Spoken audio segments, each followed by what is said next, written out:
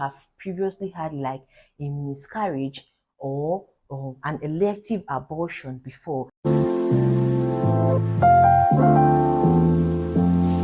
So in today's video, we're going to be talking about ROH incompatibility, which is a rhesus factor incompatibility. Now, on our last video, we talked about the different blood groups, where I rounded that video up by saying that if the rhesus factor is present on the red blood cells as a erythrocyte, means that person is a blood group whatever positive. For example, I'm a blood group A and I'm positive, but in a situation whereby the rhesus factor is absent, that means that person is negative and is not present in the red blood cell. That means be it a blood group A, AB, B, or O, that person is simply negative. Now, this leads us to today's video, which is ROH incompatibility. Now, I want you to pay close attention, as these have affected most young girls, women, couples, and so forth. See, if you have previously done an abortion, being an elective abortion, or you have had miscarriage in the past, and you're trying to conceive or trying to bear a baby, and you find yourself having like a recurrent miscarriages, just pay close attention to this video and you might help share this video. You will be helping someone today.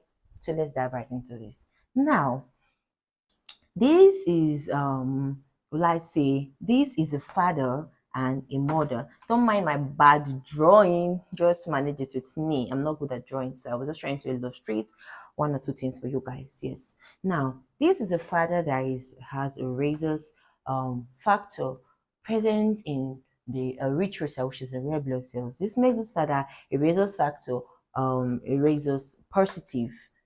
Yes. And if this same father has like a rhesus factor negative, meaning that this rhesus D, that's a rhesus factor D, is absent in the red blood cells. Now, for this rhesus incompatibility, this father is let's say, okay, a blood group O positive. This means that they have the rhesus factor present in the red blood cell. And this father is married to a mother who is rhesus negative, which means the mom does not have this rhesus factor present in the red blood cells. Now, there is a very high probability, there's a very high chance that they are going to be having a baby who is a rhesus D, a rhesus positive, rhesus D positive. Yes.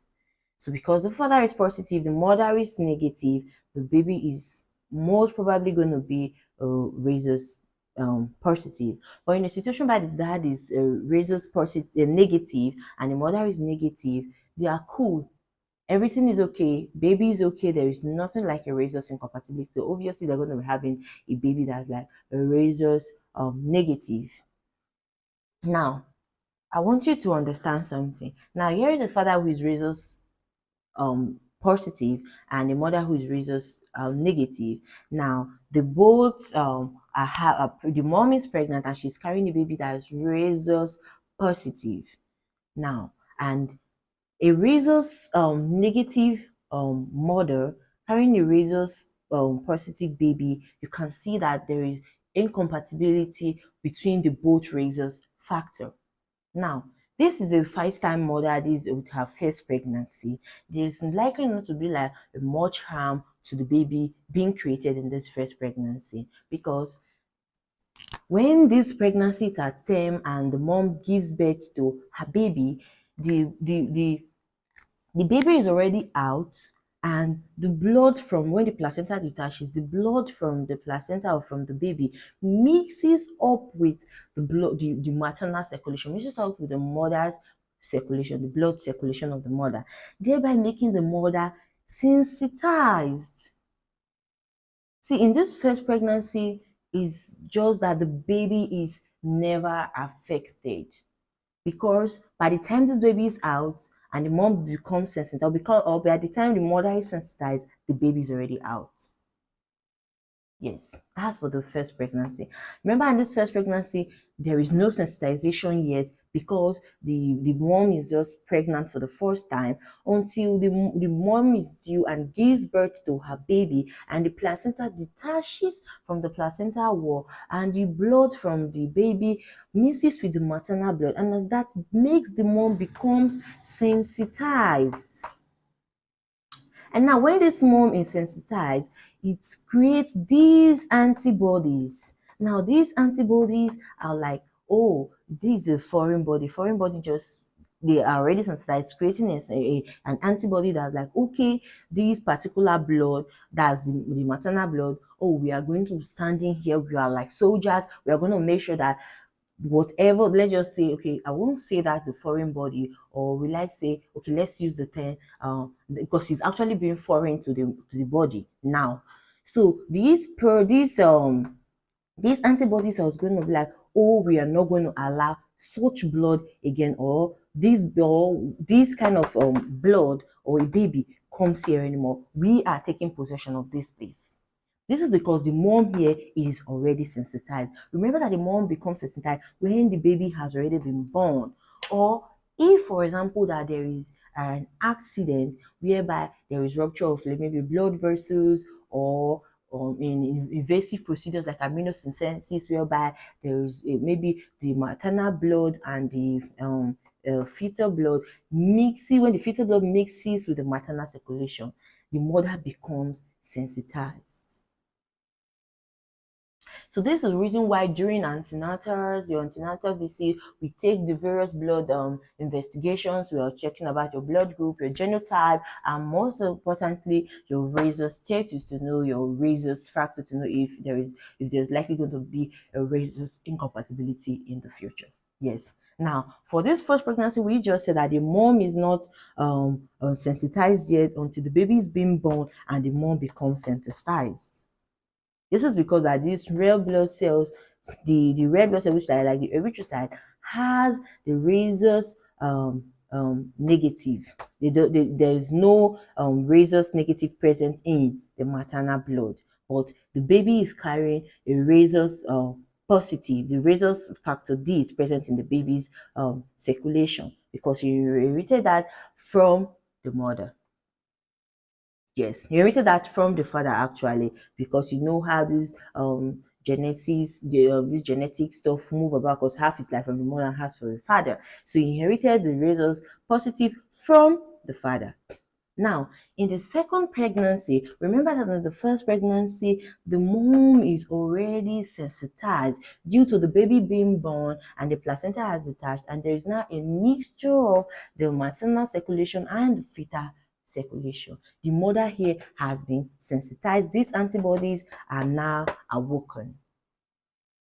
Now, in the second pregnancy, as you can see here, now this woman is in the second pregnancy now. She is now pregnant and she is already sensitized. And as she's pregnant with her second baby and this mom is already sensitized, and mind you, this mom does not know about rhesus incompatibility. This mom did not go to the hospital for for her routine checkup and did not do any blood investigation, so she is not aware of rhesus incompatibility. Now, remember that she was sensitized in her first pregnancy, and there are antibodies that are present now to fight a fetal circulation that is going to come with a rhesus positive, a rhesus factor positive.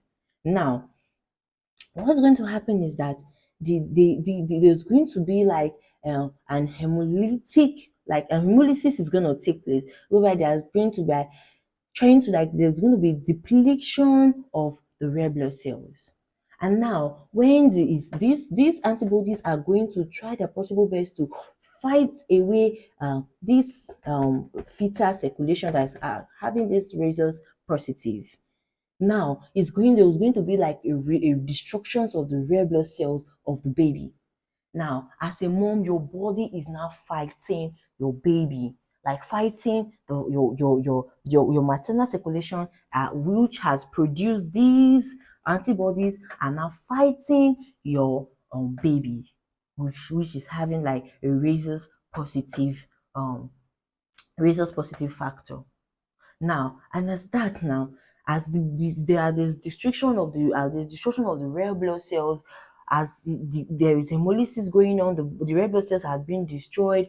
This is going to make the heart to work faster, trying to keep up with, as the heart is responsible for like circulation of red blood cells, whereby oxygen is being circulated. Now when the heart senses that, oh, that there is destruction of the red blood cells due to that oxygen has been reduced and every other thing, so the heart is going to try possible best to like work faster, like trying to pump faster to try to meet up with the circulation that the baby needs. And as the heart is trying to work faster, straining the heart muscles, it can only do this for a short period of time, and subsequently the heart muscles becomes weak and wear off. Now, due to this, now the spleen and the liver now are busy trying to make up now. They are busy trying to make up they are busy trying to produce red blood cells, since the heart is no longer able to, because the heart muscles are already weakened. And mind you that there's going to be now accumulation of fluid, and there's going to be presence of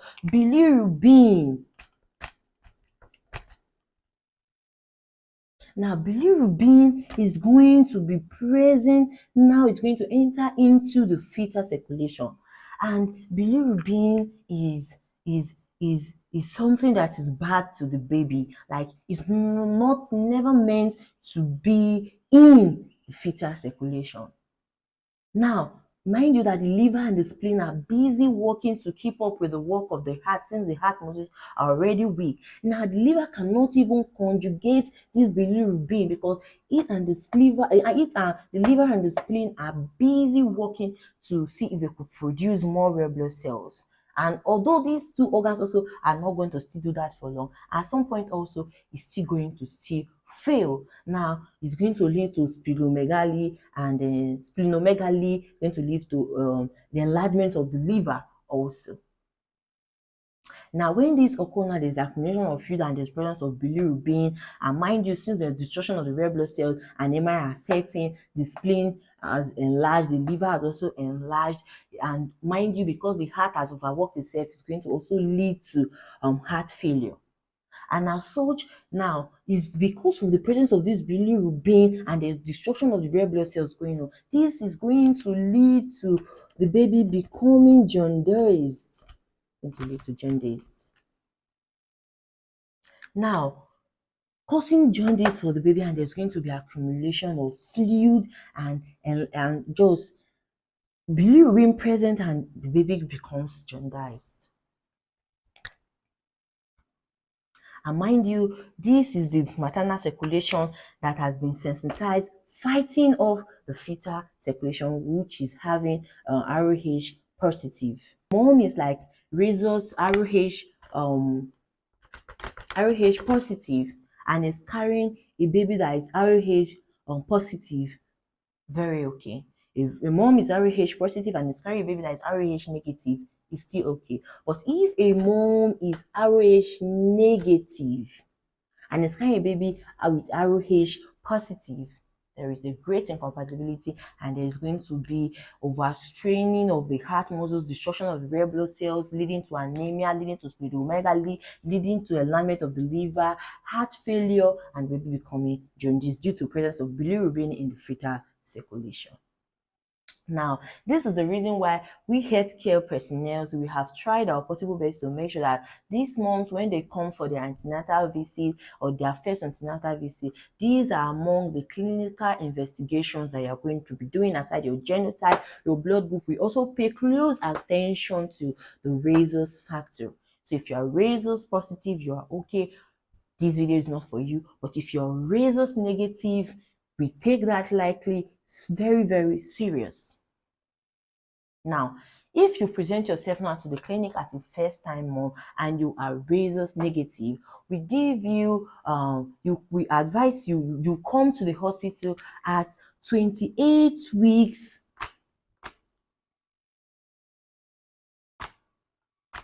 When you are 28 weeks, yes, 28 weeks pregnant, we give you the Rogan injection. Now, this Rogan injection is given intramuscularly. Now, okay, I think I have like a sample of what the Rogan injection look like. Now, so this is like This was like the Rogan you saw in my other video I did, where somebody said I should talk about Rhesus Incompatibility. Now, so this is what Rogan, this is an anti-Rodi immunoglobulin injection. Now, this immunoglobulin comes in a 2 ml valve. Now, it comes this way.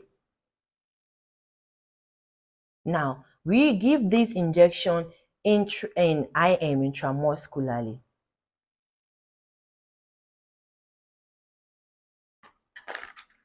Now, so we give that injection at 28 weeks.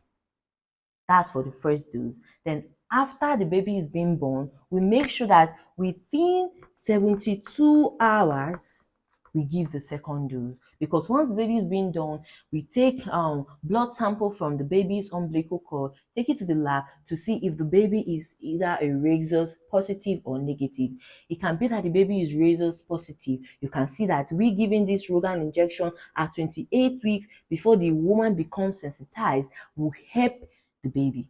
Now, the whole essence of you giving this Rogan, and what does this Rogan do, is that this Rogan now goes to like fight away any fetal circulation that is present in the mother's circulation, in the maternal circulation. If, for example, that at 28 weeks you take your first dose and during birth you birth to baby and the placenta separate, and there is now a mixture of both the fetal circulation and the maternal circulation, and now this Rogan now is going to help to fight off every fetal circulation there. Like, it's like killing it. Mind you, it's not going to affect the fetus, it's not going to affect the baby. Now, here is something very important. I want you to understand that if you have previously had like a miscarriage or an elective abortion before, maybe less than 12 weeks, now you should take this Rogan injection to avoid you becoming sensitized.